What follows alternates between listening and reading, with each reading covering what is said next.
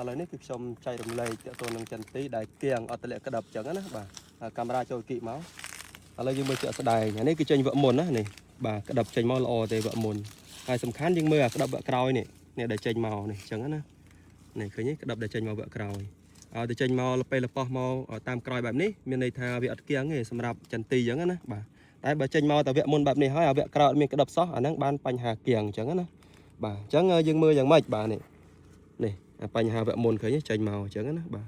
ហើយក្តាប់ដែលមកក្រោយនេះក៏វាចេញមកដែរអញ្ចឹងណាជាបន្តបន្ទាប់អញ្ចឹងទៅបាទប៉ុន្តែកតាដែលចន្ទីនេះជួបគឺសមើលេអញ្ចឹងណាបាទអញ្ចឹងបានថាផ្កាល្អរិចប៉ុន្តែមានខ្លះក៏អាចស្វិតនៅក្នុងវិញដែរវាមករួចណា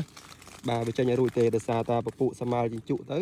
វាអស់អាសារធាតុចិញ្ចឹមនោះវាលូតក្តាប់ឲ្យរួចទេអញ្ចឹងណាហ្នឹងគឺជាបញ្ហានេះយើងមើលគ្រាប់គឺគ្រាប់អត់ស្អាតទេវានឹងតងែនអញ្ចឹងណាបាទបាទអញ្ចឹងចន្ទីនេះមិនជួបបញ្ហាគៀងទេខ្ញុំបញ្ជាក់បាទសម្បីតែផ្សិតក៏អត់មានដែរពពុះផ្សិតអីណាអត់បញ្ហាទេបាទគ្រាប់វាស្អាតទេអញ្ចឹងណាបាទអញ្ចឹងបញ្ហា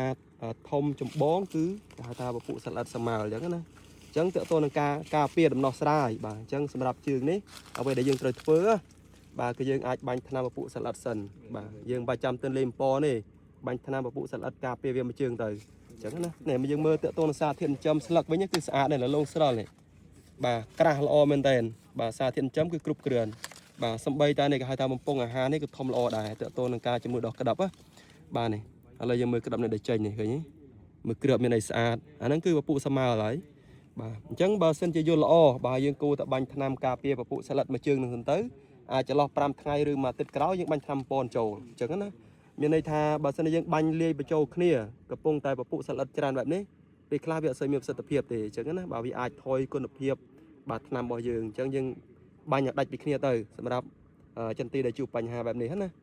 បាទអញ្ចឹងវីដេអូនេះធ្វើការចែកម្លែកប៉ុណ្ណឹងសិនអញ្ចឹងបើសិនជាបងមានបញ្ហាឬក៏ចម្ងល់អាចទាក់ទងនៅក្នុង YouTube នេះបន្ថែមណាបាទអរគុណ